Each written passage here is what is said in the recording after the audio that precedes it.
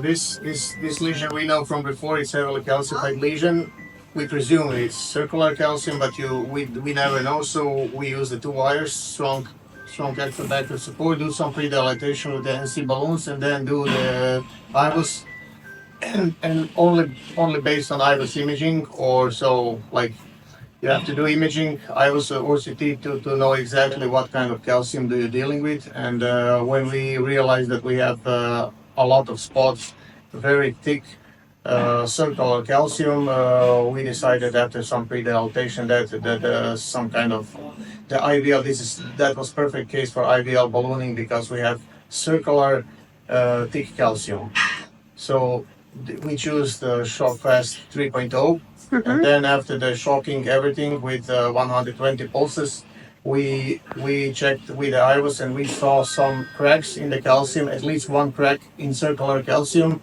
After that, we used the SafeCut 3.0 to the high pressure to make another pre-dilatation, because this is also like a non-compliant cutting balloon. So we were hoping for do some another cuts in the calcium, and after the safe cutting on the NGO, we saw some bigger dissection. So probably it was a little bit more dilated, and maybe some additional cuts. After that, we did also pre-dilatation with non-compliant 3.5 proximal, and then we were ready for stent.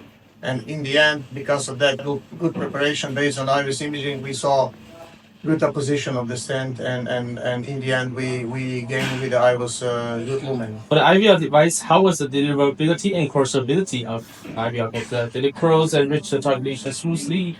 Performance is good? Deliverability is always a little bit harder with IVL balloons because it's a really bulky device. We had some problems to deliver at the mid to the mid segment of the LED. But it was primarily based on mechanical issues with the heavy calcium. But after the some pre-dilatation with additional NC balloons and sequentially inflating the IVL, you going down a little bit. Always putting IVL down, inflate, put the shocks, and hope that IVL will crack on his way calcium. And in the end, we move the IVL balloon distally to that most challenging part. But in the left main part and proximal LED, it was no problem to deliver IVL balloon.